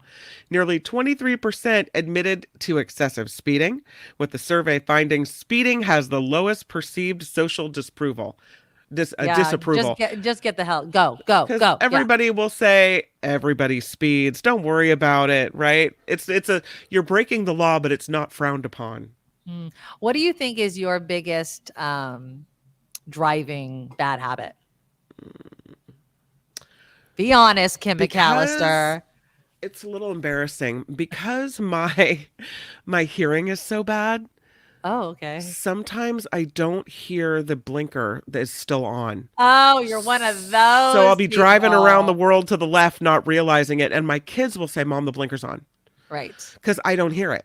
Yeah. So yeah. You don't see it either, flashing right in front of your face? No? I guess I'm looking up. I don't know. Yeah. Yeah, I would say speeding probably. I mean, I'm not a fast, I wouldn't even say speeding. I don't think I'm a huge speeder. Honestly, when I'm on the freeway, it was funny. We were coming home from the Dickens Fair, and my friend was driving us all because she has a huge SUV that could take us all.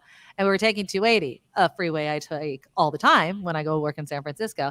And it was at night. But I know whether it's day or night, the CHP are right there on the side of the road trying to clock you. Because the 280 is it's like the Autobahn. It was certain parts of it were actually designed by the people that designed the Autobahn, right? It's hard not to speed on that road. And so she was speeding a little bit, not much, probably maybe 12 miles over the speed limit, which is still speeding, right?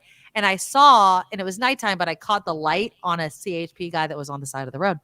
And I was like, hey, there's a CHP officer we just passed. And then I look in my side view mirror and I saw his headlights go on. And I'm like, shoot. But another car comes flying down in the right lane. And I look and I was like, that guy's speeding. If he's going to get anybody, he's going to get. And no sooner did I say it, the lights went on and the CHP officer got behind the car. And then the car stupidly started getting into the left lane. I'm like, wrong lane, mofo. Got to get over. He caught you. And so they got him. And I told him, I was like, or told my friend, I was like, put on your cruise control. Because that's what I do. I hit, it's usually 70. I'll hit 70, 71.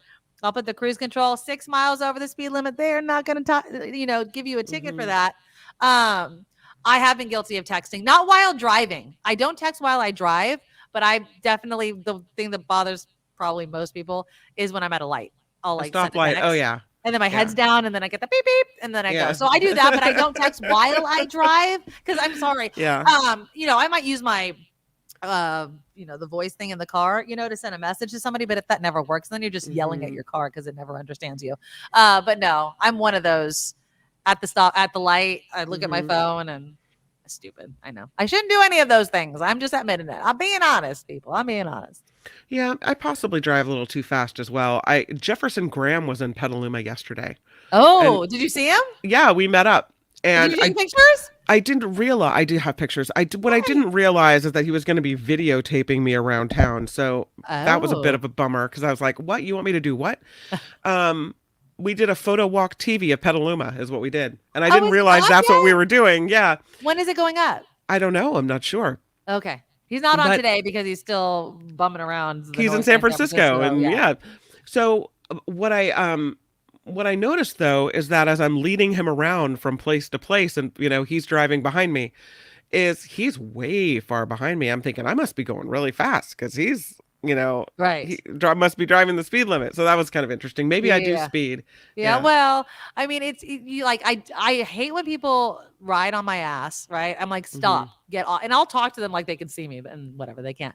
But my pet peeve for my husband, and I love you, honey, I'm like, you expect people to be mind readers or car readers. He doesn't put his blinker on, but wants to get over and talks crap to the person. I'm like, do you have your blinker on? Like that, there is a singular device that is the communication between cars that you are not using. And he does not use his blinker enough for me. But apparently I'm a backseat driver. So my daughter was literally teasing me about that the other day. She's like, do you see that? James, do you see that sign right there? There's gravel on the side right there. And I'm like, I do not do that. But apparently maybe I do, but whatever. kids. Swear If to your God. kids are making fun of you for it, chances probably are pretty do it. good you do Exactly, it. Exactly. Yeah. Exactly. Lastly, the delivery of Tesla's Cybertruck is finally starting today with an invitation-only event at the company's Austin, Texas manufacturing plant. Speaking of Musk, while the single motor models are expected to cost about 50 grand, updated pricing is expected to come at today's event. Nice. So you can get your little I boxy think it's the space-looking truck. ugliest truck that I've ever seen. I'm sorry. It looks, I've said this before, it looks like a kid drew the design, right? Like a little 3-year-old, draw a car. There you go. Maybe it's really aerodynamic. I don't find it to be very attractive, but if you want to buy it, knock yourself out if you have all the money. We do have a question from Phineas. What is the craziest thing you've seen people do in their car? The craziest thing I've ever seen somebody do in a car. I mean, I've seen people perform sex acts in a car. Does that count as crazy? Not me, but I've seen people do it. I mean, what do you consider crazy? I've seen people, I think this is crazy. Huh. I've seen people on the freeway realize that they're going to miss their exit. Oh, yes. And from the left lane, with really, I mean, you know, they cut across all lanes of traffic, expecting everyone else to slow down at freeway speeds, and then they go over the little gravel, you know, once the triangle has already started, the gore point, they will go over it to get off on their exit. Yeah. Listen, if you miss it, you miss it. Just turn around and go back. Yeah. Yeah, I've seen that. I think that's crazy driving. That was like 5 accidents you could have just caused in that moment. I've seen people like holding on to things, you know, on the roof of their car, like a mattress or something, and it's like tied once and they think that they're helping it. I've seen something like that. I mean, I've you know, not in a car, but I've seen, you know, dead people on the road. Yeah, it's just, you know, we live in the Bay. The crazy things are kind of normal nowadays, right? Crazy. Oh, wait, hold on. Somebody had a thing. SF Tesla, how do you notify drivers with headlights off? Headlights off. It's illegal to blink people with high beams. I hate that. It freaks me out. And I've had that, especially when I drive up to San Francisco really early in the morning. I've seen that so many times. It is the middle of the night. Sometimes I wonder if the person, like, how do you not know? How do you not know that you don't have your headlights on when it's pitch dark outside? Or they only turn on their headlights enough for the front, but not for the brake lights to come on, you know? That freaks me out as well. So yeah, turn your lights on and off. Exactly. Some people, I think that it's just a new car or not their car, and so they don't really pay attention to it. But that's probably the craziest thing that I've seen. Or maybe they're not in their right mind and they're not paying attention to what they're doing. Exactly. It's an indicator that something else may be awry, right? Yeah, you're not supposed to flash your high beams at people. I think I would possibly if I was really scared for them. Yeah. But yeah, you're not supposed to do that. Yeah. This report is crowd-funded, which means we do rely on you. Find us at thenikkimedoroshow.com, won't you? The Patreon and PayPal links are there for the taking. The super stickers are open here as well, but it's thenikkimedoroshow.com.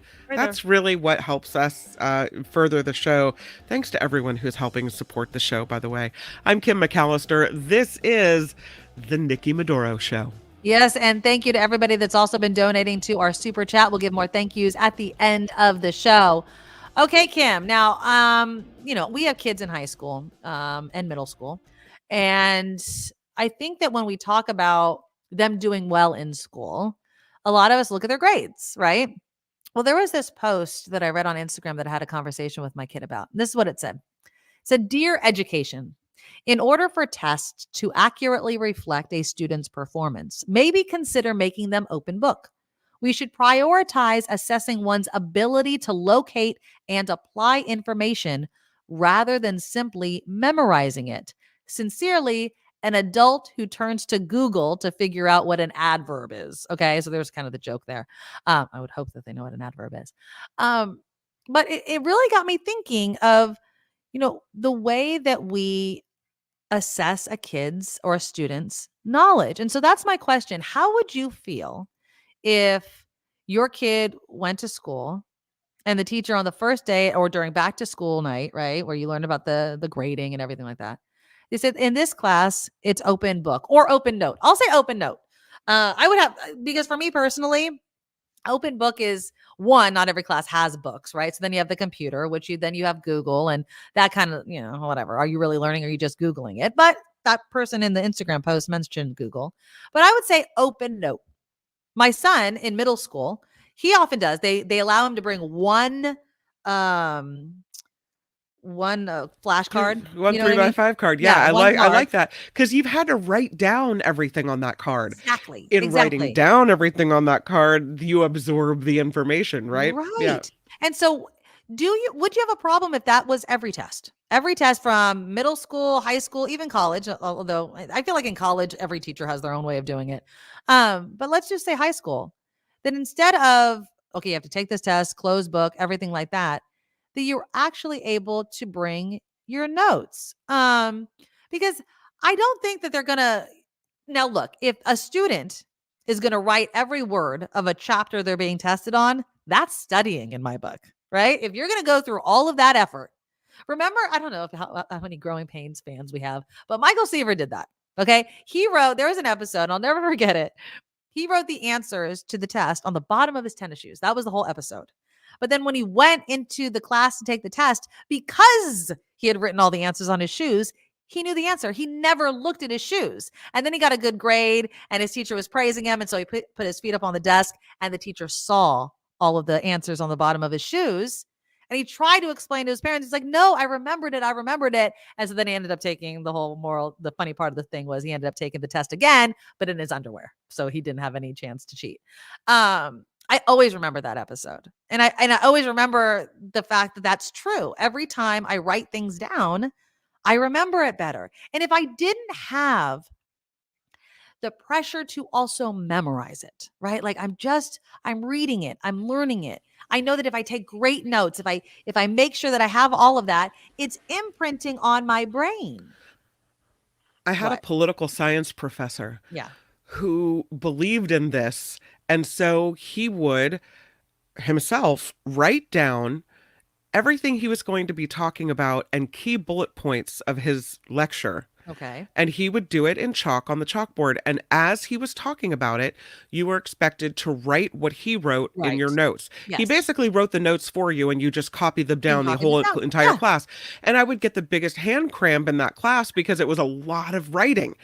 But you knew when you got to the end, you had basically the blueprint for everything he just said. Yep.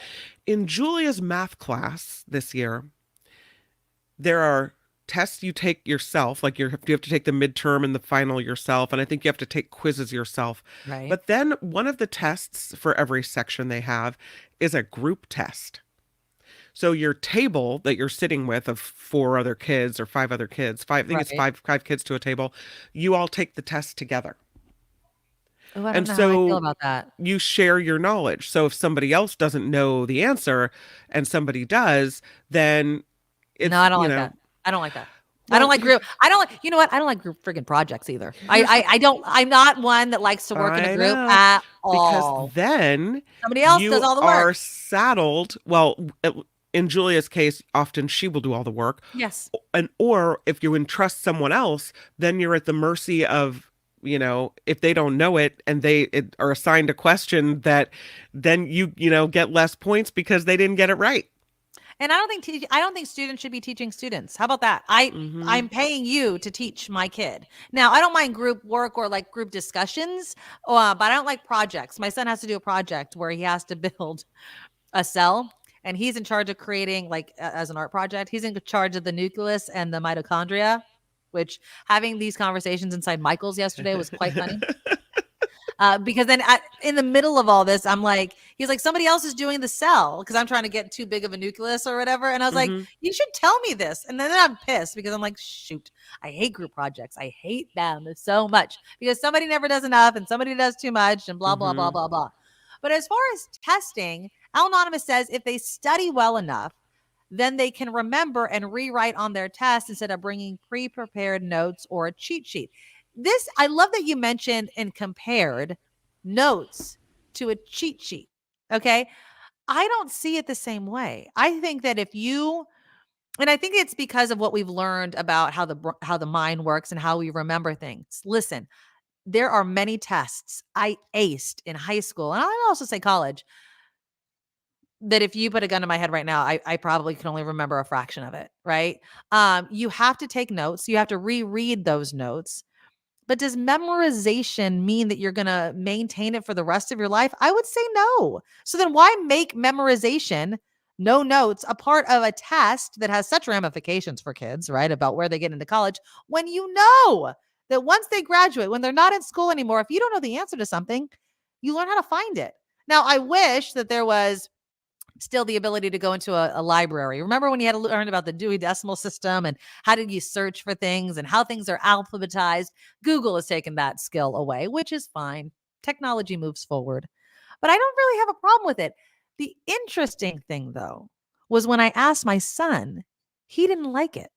He said, and what he didn't like about it was that he didn't think that the kids were learning the information. So for instance, for him, he's like, he mentioned what Kim was just talking about with her class. He says, like, the teacher will have her notes on the board and be writing it all out, and everybody just writes it and then doesn't participate in the class anymore because they have the notes. And he's like, I participate and do all those sorts of things. I guess I want to go back to, what is the goal of education? Is the goal just to get straight A's, even if you're not retaining the information, or is the goal to actually learn it? Now, there is an attempt to change the grading system itself in the Bay Area. Apparently, they want to, the Bay Area is exploring replacing traditional grading practices with a form of standards-based grading to eliminate bias. But a lot of people are signing petitions saying they don't like it. This is in the Dublin Unified School District, okay? And what they're basically saying is they do not want to change how students are assigned points on tests and homework. Let's see. It's called equity grading is what they're calling it. Some complain that the change to the grading system made their students guinea pigs in an unproven approach. Several others objected to the system where a student can get a high mark even if they skipped homework, as long as they understood the material, which made me laugh. If you can demonstrate that you understand the material, should that not be worthy of a good grade? And I'll also say this. Every time we talk about how the U.S. education system compares to the rest of the world, we're not the highest. So maybe there's something wrong with that. Now, I know like places like, I don't know, China or whatever, they're very rigorous and they're really big in memorization and doing it over and over and over again. And if that works for you, if you think that works, I'm not going to knock it. I just don't personally think that is what education should be all about. One parent wrote in a petition against this change, do not take away the reward for rigor, hard work, and participation in the classroom. Do you think that would happen? Simply because you're changing how people are graded. Mm-hmm. Even fans of it admit that making a switch can be challenging, and it can go off the rails if efforts are not made to educate parents and teachers on how and why throwing out the A through F system should be done.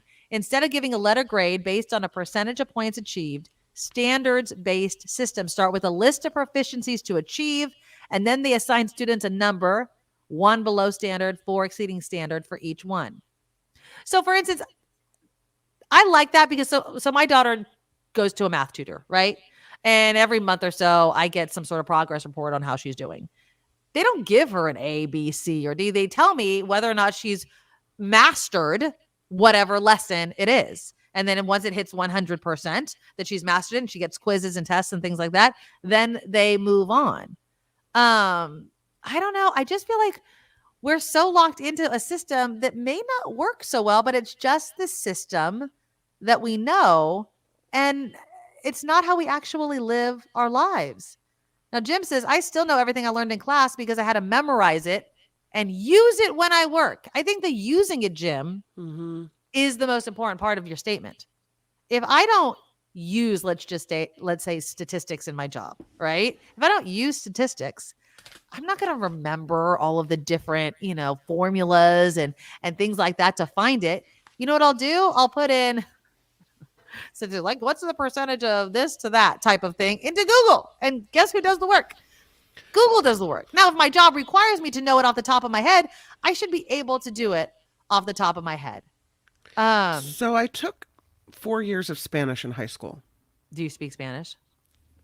I can speak in what I call emergency Spanish. Okay. Okay, so I remember some words. There are some words that I've forgotten. Mm-hmm. I remember the sentence structure.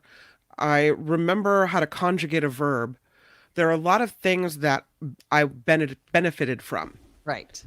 They didn't all stick, but some of it stuck. And so if I spoke Spanish, you might laugh at my Spanish, but you'd understand what I was trying to say or what I was getting at, right? It's helped me in a lot of situations. And even recently, when I went to my child's classroom to help throw a Halloween party, there was a Spanish-speaking only child. And so I knew the words that he was trying to say. I was able to communicate just because of my high school Spanish. I have a family member who took also 4 years of Spanish and got A's. Can't speak a lick of Spanish. Because they don't use it. Because it's that... collecting points and jumping through the hoops, knowing how the system is played, the game is played, and getting the grades without really having a command of how to, in this case, speak the language, or in math, how to do the problem. You can look up how to do the problem, but you've taken something away if you're not requiring a student to understand how they're getting from point A to point B. Yeah. I mean, you have to educate kids for the world of today also. Like, they don't live in a world in which certain things are used anymore. Like, that's why, again, I mentioned the Dewey Decimal System at the library. I know it. I could use it. I was raised on it, right? So I'm not going to forget how to look things up using the Dewey Decimal System. No kid needs to know the Dewey Decimal System anymore. They just don't. They can go to the computer that's in the library, look up the thing, and then look on the thing that's in alphabetical order. They need to know their alphabet, right? We're slow to transition to the real world, I feel like, in the education system. And I understand why, because you set up lesson plans and standards and things like that. And teachers sure as hell don't like things changing in the middle. But it has to be about more than just looking it up. Yes. It has to be about... You have to know how to apply it. And you have to know what it is. You may have forgotten the information, the particulars, but you should at least know, how you're getting that answer to that problem. It's that critical thinking of how you got there that you should have that knowledge base. So I'm a fan of the test. Beth says in some subjects like engineering, it's more important to know where to find the answer than how to use it. I have friends that are in engineering. I don't know, engineering, like, IT. Mm-hmm. One of the biggest jokes with IT people, and if there's any IT people watching, you'll probably agree. They're like, yeah, IT, I know how to use Google. They'll say it themselves. I know how to find the answer. Right. I know how to find the answer to fix what you need me to fix. But the problem is that a lot of people don't take the initiative to try to find the answer. Right. They just say, oh, gosh, I don't know. Hands up in the air. Right. Yeah. Sandy asks, what do you guys think of Common Core math? I know that Common Core math has gotten a bad racket. Basically, and this is what I feel like some of us older folk, right? It's just like, I learned math a certain way. Why does that not make sense anymore? For someone that never really excelled in math, right? I liked the fact that there were different ways of learning it, right? So let's say, I'm just going to throw some of the ideas out. There's block learning, right? Graph learning, box learning, finding the 10 all the time. Those sorts of different ways. It's not as if the way that we learned is wrong. It's just a different way of explaining, like, how did we get there, right? And so you could see it differently. I don't have a problem with Common Core math as long as my child can use the way they like and apply it to the math that they're learning, if that makes sense. But I know that a lot of people friggin' hate Common Core math. And it's because your kid comes home with math and you're like, I have no idea how you're supposed to find the answer that way. I totally get it. What I don't mind about it is that if they're taught the Common Core way to get to the answer in class, and then they bring it home and I say, here's how we used to do it. Right. Then they can look and see, oh, I see how there's different ways to get to that answer, right? And that's when you really learn what you're doing. Yeah. And again, Common Core isn't one way. Just like I mentioned, it's several ways of learning math. But finding the 10 I liked that aspect of it, because that's how my brain works. And then they explained it in a way. And if you have a young kid right now, and this is just the way that they're learning math, I'm sure it's not as big of a shock as it is to some of us who had Common Core dropped on us in the middle of our kids being educated. And we're like, what in the holy heck is this? So I get it. People don't like things changing. But again, I'm team open note. I think Kim's team test, no notes, right? I don't mind notes. I don't mind notes. Okay. I just want you to know I want you to know the system and the function of what you're doing instead of just regurgitating facts. That's it. Exactly. And I think that's what a lot of testing is, though. It's a regurgitation of facts. And then the minute you're done, it's like you bring that file on your computer into the trash bin and you're like, boop, bye. I'm never going to use that again. And that's not, and we have to go back to it. It's kind of like I've taught you something and now we're going to apply that again and again. I was watching this one video of these two sisters who go to Harvard, and they were talking about how they were talking about this curve on how you retain information after you learn it. It's like at 100% right after your class, but it can drop like past 50% if you never return to it. They said the day after you learn it, you should go over your notes for 10 minutes. And she's like, and then you're right back to 100% knowledge of it. And then the next day, you only have to do it for like 5 minutes. But they're like, you have to keep going back to your notes. Yeah. Don't just throw it away, because that's not how you're going to retain it. So I think good notes, and really asking questions to kids. Okay, if you didn't understand it that way, what about this way? And then there's one other education thing that I saw where teachers at the end of a test would ask this question. They would say, is there anything you remember from the lesson that I did not ask about? And you can put it there and you can get extra points for that. Ooh, I like that. So that, it's like, oh, I studied all of this stuff, but it's not on the test. Okay, put it right here and I'll give you some points for it. And so those sorts of things, like, we shouldn't be punishing kids for trying their best to like learn whatever they have to learn. We shouldn't want to be like, gotcha, flail. You know what I mean? It's like, no, we want these kids to just be educated. But I feel we're so caught up on, and I am this way, on grades, on grade point averages and things like that, because that's the system we're working within, that I wish the system would change just a bit to understand that the point is this person's educated enough to be a member of our community, our economy, getting a job and all those sorts of things, and not so much just a regurgitation of things that they'll never use in life. Heather says life is a combination of deduction and regurgitation. It's kind of important to get comfortable with both methods. Yeah, I could get that. I mean, if somebody asks you a question, outside of like a game show where you're being quizzed on history or something like that, and you have no idea, I always love those things, like those talk shows that hold up a picture of somebody and they're like, who is this? And they have no idea who that person is. And they're like, oh, what an idiot. But it's like, okay, do I need to know who Harry Kissinger is if I'm 13 years old, right? You may not know who he is or what he did or why people hate him or why it matters that he died and it's in the news. Natalie says, my 8th grader is doing 8th and 9th grade math together in class. They have to create a presentation to show the teacher what grade they think they deserve and why. So I hated these self-evaluations because I like them. I was always the one who was like, gosh, I didn't study enough. I didn't whatever. And so I would be hard on myself. And then the class idiot was always like, well, I deserve an A and let me tell you why. Exactly, and it was all like swagger and bluster and nothing behind it. Yeah. I don't know. I love what Jim has to say too. I want to change testing from what is the correct answer and make it, how would you get the answer? Right. And he gives this water example. If water boils at this and this, then what's it, whatever. So I like that though. How would you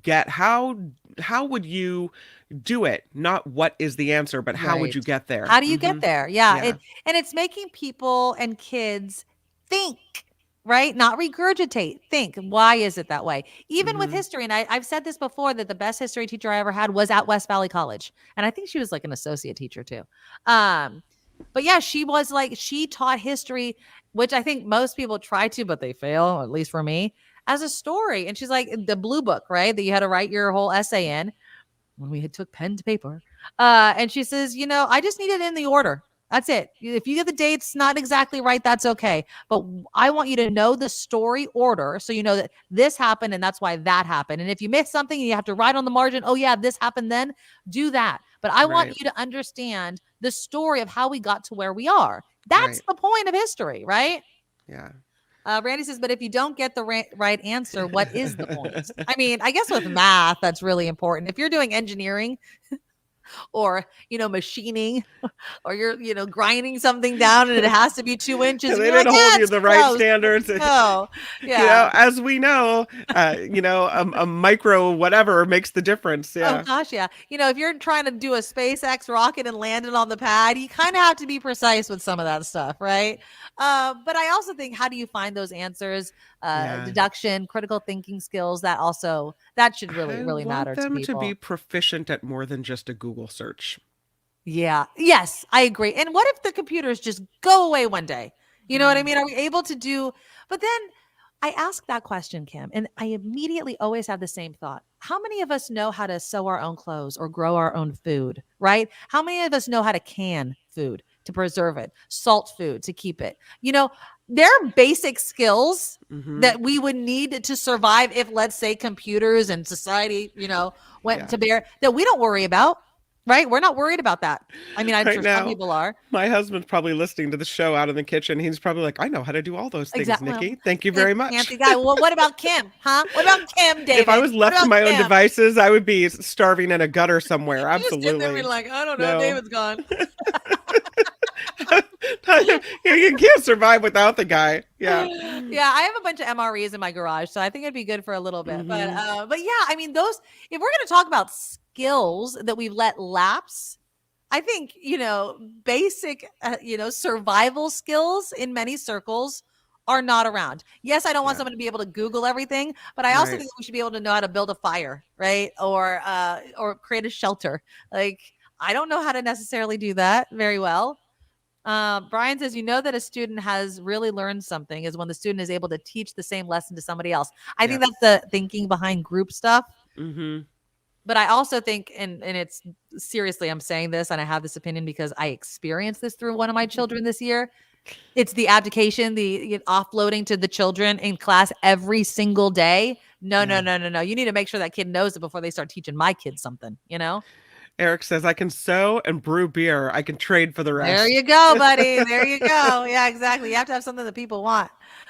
Sandy says, we used to have home ec classes and shop classes to teach some real life skills, but most of those classes have been eliminated. Exactly. In favor of, a lot of computer-based type of stuff, which, yes, we need in 2023. But again, if S hits the fan and there's no Google, which we depend on so much, do you know how to do some of these things? And I would rather have my kid, and I failed to teach my son was a Boy Scout, but if I threw them in the forest, find a berry that doesn't poison you, right? Make your own shelter.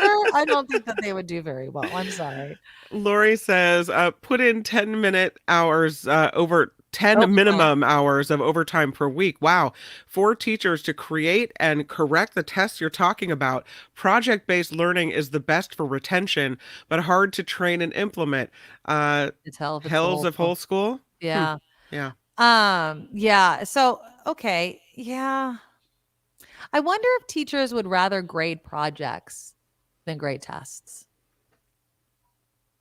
I think teachers at the, not to be cliche, but at the end of the day, at the end of the semester, teachers want as much as anything.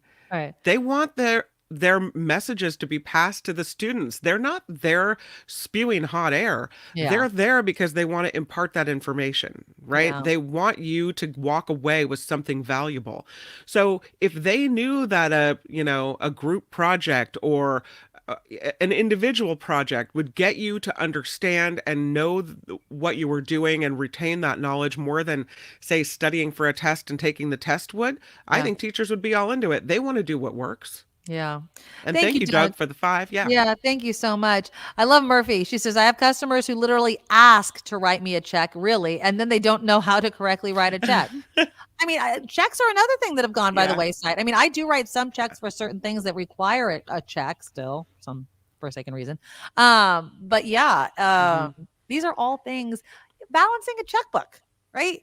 I mean, you don't need to have the actual checkbook anymore. You go into your bank account and they kind of do it for you. But yeah, it's there are things that we've let go of that I think that are still very, very valuable, but just don't get the headlines anymore. They don't, it doesn't get, and somebody had mentioned it, and I think you are so, so right. Beth, a lot of those skills Nikki mentioned are people's hobbies now, like canning, growing your own food. Oh, I garden. My mom's a master gardener, right? Every time she asks me, do you want to grow this? I go, you grow it for me. Well, what's going to happen with a poor woman like is no longer with me? I'm like, where am I going to get my peppers and my garlic and everything like that? Yeah. I have definitely dropped the ball on basic survival skills, hands down. Absolutely. Blue Spark says there's one basic skill that to my knowledge is never taught. Many people have no savings for retirement because they never understood how important it is or how to do it. It's a crucial subject. Absolutely. You know, in our lifetime, pensions for many people went away for the 401k, right? And many people like that should have never happened. Right. People's retirement should never have been so closely tied to the stock market and things like that, as we saw during the Great Recession. Right. Yeah. And now you have to be at a fancy schmancy school to get some of these things. Right. Jim says, I'm paying for my kids' Catholic school because they also have typing class, wood shop, music class, art class, handwriting and cursive so they can read the Constitution. It's worth it. Yeah. I mean, it doesn't have to be a Catholic school. It could be a private school, any other kind of private school, but that's allows and creates the funds to have these schools. Go to a public school. They're trying to make do. You know what I mean? They got to teach every student. And it's a lot of students for a lot of schools. Yeah. So, you know, I think, getting a life skills class, financing courses are starting to become requirements in public schools, which I think is really, really smart. So yeah, great conversation though, guys. It's just an interesting thing. I found it very interesting that my son did not like the idea though of open note. I thought that was really funny. Louis says, with $5, let's make this show a CSU elective. Thanks for the dialogue. I feel smarter and better informed after every show. I love you, Louis. Thank you. Thank you. I mean, I don't know if I make you smarter. Kim probably makes you smarter. No. I try my best. I try to be entertaining. So thank you for everybody that's here. All right. Let me give some more thank yous to everybody that donated to our super chat. Of course, Luis donated $5. Hold on. Oh, let me read that real quickly. What was it? It was Janet. I thought that was interesting. My daughter is in public school, she writes, and she has a personal finance class, and she has learned a lot. Thank you. Yes. Yeah. And that needs to be. I want my children to take it, although I pretty much handle all that. I tell them. I try to educate them myself, but yes. All right. Luis gave $5. David came in with a $5 super sticker. Thank you. We had the Lady Beatrice with a $5. Cumulus Media hates talk radio. Yes, they do. Lulu, $10 super sticker. Thank you, Lulu. And I love your name. Harry came in with a $5 donation. Oh, we never Googled it. Is Cheetos Flaming Hot manufactured in Phoenix? Well, it would be funny if it did. There was that whole documentary of the guy behind the Flaming Hot Cheetos. Yeah. Was it in Phoenix? I don't know. Lee came in with a $10 donation. Actually, two $10 donations. So thanks for the $20, Lee. And you actually did that before the show even began. So thank you guys. All right. And Doug, yay! Woohoo! Yay, Doug! $5 super sticker. I'm going to go off and I'm going to make my other appetizer that I've been teasing all of the time. So I'm going to do that and I'll show that to you guys tomorrow for the Friday food. John Rothman, I'm not telling you. I actually did tell you, but now you're going to have to remember. It's an appetizer. It's a one bite. You probably have everything for it. Probably. Maybe you have to go to the store for one thing in your refrigerator. It's so freaking easy and so good. I'm kind of, I don't want to make it because I feel like I'm just going to eat so many of them today, but screw it. I had to eat it before my husband gets home because he's going to want to eat all of them. But it's delicious and you guys are going to love it. And it's so easy to make. So I'll have that. John Rothman's going to talk about the political roundup tomorrow, right at the top of the show. So we'll have him tomorrow. Watch the debate or the replays because we're going to be talking about that a lot tomorrow as well. I just can't wait to see how it goes. I've never wanted to watch a debate, so that says something. You guys, please click the thumbs up button before the show ends. Stay here for Mark Thompson's show, and then, of course, Kim and John for the after party. And please donate to our Patreon, thenikkimedoroshow.com. thenikkimedoroshow.com. Sign up for our monthly Patreon. Become a Medorable. Keep this show going so we don't go the way of our friends at Cumulus and KNBR. So sad. I know. Well, I hate when anyone loses a job. Exactly. Sucks. It sucks. All right. We'll see you tomorrow. Stay here for Mark Thompson. Love ya. Bye-bye. Nikki, you're oh so awesome. You're sprout like a beautiful blossom. You're also the best. I really can't rest. You're all so awesome. Wow. Okay.